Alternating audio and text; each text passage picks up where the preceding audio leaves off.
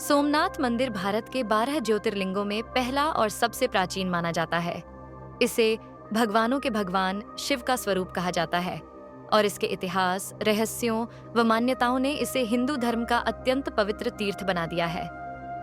सोमनाथ मंदिर का महत्व स्थान गुजरात के सौराष्ट्र क्षेत्र में वेरावल बंदरगाह के पास प्रभास पाटन। ज्योतिर्लिंग 12 ज्योतिर्लिंगों में प्रथम स्थान। पुनर्निर्माण मंदिर को मुस्लिम आक्रमणकारियों और पुर्तगालियों ने कई बार ध्वस्त किया, पर हर बार इसका पुनर्निर्माण हुआ। वर्तमान मंदिर का निर्माण 1951 में चालुक्य शैली में हुआ। रहस्य और विशेषताएं। समुद्र का रहस्य। मंदिर ऐसी जगह पर स्थित है जहां से दक्षिण दिशा में अंटार्कटिका तक कोई भूमि नहीं है। सीधी रेखा में केवल समुद्र ही है। अद्वितीय वास्तुकला। चालुक्य शैली की भव्यता, ऊंचे शिखर और समुद्र के किनारे इसकी स्थिति इसे रहस्यमय बनाती है। आक्रमणों का इतिहास। कहा जाता है कि मंदिर पर लगभग 17 बार आक्रमण हुआ, परंतु श्रद्धालुओं की आस्था और पुनर्निर्माण ने इसे अमर बना दिया। मान्यताएं। चंद्रमा और शिव। कथा है कि चंद्रदेव ने अपने शाप से मुक्ति पाने के लिए यहाँ भगवान शिव की आराधना की थी। इसी कारण इसे सोमनाथ कहा गया। मोक्ष स्थल। मान्यता है कि यहाँ दर्शन करने से जन्म मरण के चक्र से मुक्ति मिलती है। महाशिवरात्रि। इस दिन मंदिर में विशेष पूजा होती है और लाखों श्रद्धालु यहाँ आते हैं। ध्यान देने योग्य बातें। मंदिर का इतिहास हमें बताता है कि आस्था और संस्कृति कितनी दृढ़ होती है। रहस्यों और मान्यताओं को धार्मिक विश्वास के रूप में देखा जाना चाहिए।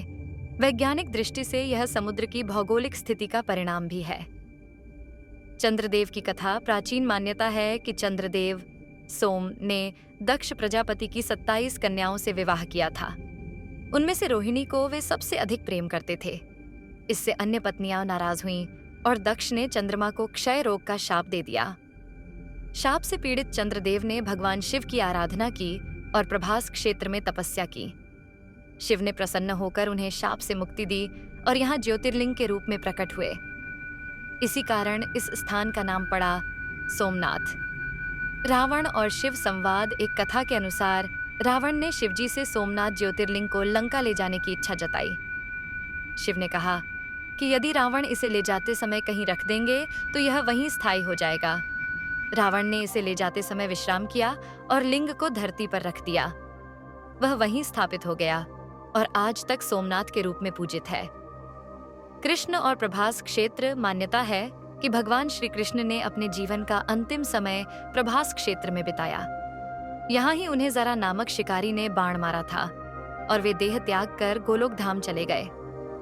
इस कारण सोमनाथ क्षेत्र को मोक्ष भूमि भी कहा जाता है। अन्य रहस्य और मान्यताएं। मंदिर के शिखर पर स्थित ध्वज प्रतिदिन बदला जाता है और यह समुद्र की दिशा में सदैव लहराता है। श्रद्धालु मानते हैं कि यहाँ दर्शन करने से सभी पाप नष्ट होते हैं और मोक्ष की प्राप्ति होती है। महाशिवरात्रि और कार्तिक पूर्णिमा पर यहाँ विशेष उत्सव होते हैं। यह मंदिर केवल एक धार्मिक स्थल नहीं, बल्कि आस्था, इतिहास और पुनर्निर्माण का प्रतीक है।